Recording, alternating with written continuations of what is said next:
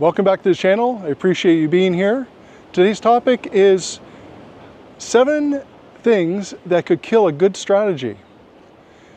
Some days it might seem like we can't put together a good strategy. We're too busy in the day-to-day activities. We're too tactical in our approach. But you need to stretch yourself and make time to create strategies as the long-term roadmap. This will not only help you in execution and getting better results, but it'll also help your team, give them clarity on the direction and why they're doing certain things. Number 1 on the list is inconsistency. Having confusing directives is going to be confusing your team, and you won't get the end goals that you want. Inconsistency, I've talked about before in other videos. You need to show consistency in your strategy and the execution of your strategy. If there's too much confliction, your team is either going to come to you and ask you what's going on, which one has a higher priority, and it could be confusing you also. Another thing that I'm victim to is number 2, which is complexity. I try to overthink my strategy. I try to give a lot of depth and scenarios and what if this and what if that, and cover all the risks. This is good too, only to a certain degree. Beyond that, the execution is suffocated. You can't deliver on it. You can't execute on a good strategy if there's too much complexity. Number 3 is rigidity. Rigidity is when you have a good strategy, but then the game plan changes. You know, we've all been there. Things change. So if you don't change with it, if you're too rigid, then the end result's going to be a failure, because you're not going to get what the new plan or the new revision is going to be. So concentrate on more flexibility in your strategy. Number 4 is ambiguity. With ambiguity is an unclarity in direction or misdirection.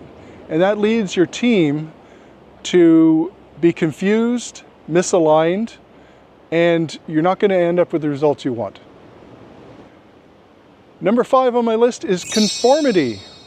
Conforming to safety, playing it safe in your strategy.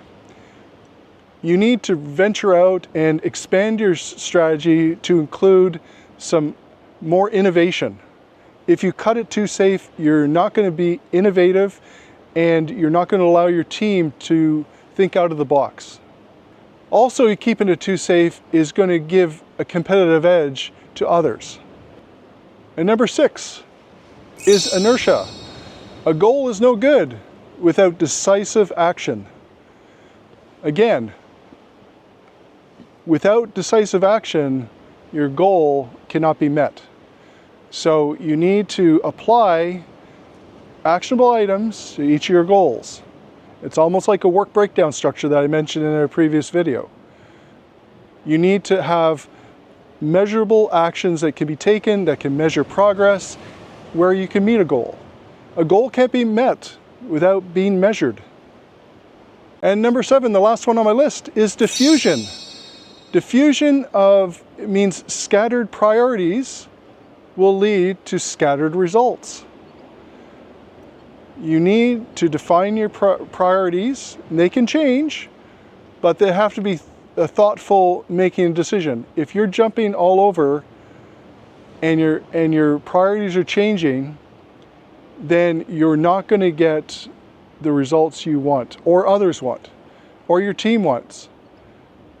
The end goal here is to get successful outcomes for you and your team that you can be proud of, that you can celebrate as a team and as a company. So if that needs to change over time, the priorities, that's fine. But it has to be thoughtful and involve your team as an input. Make them part of it. So I hope you enjoyed the 7 killers of a good strategy, and you can apply them to strategies you have right now. Or if you're just starting out and you're too tactical right now, try to apply a strategy. And just, even if you keep it to yourself for now, to see how this tool, this way of thinking, can help you get better results and to create unity within your team. So thanks for joining. I appreciate you checking out my channel, and subscribe, like, follow, and until next time, Be well.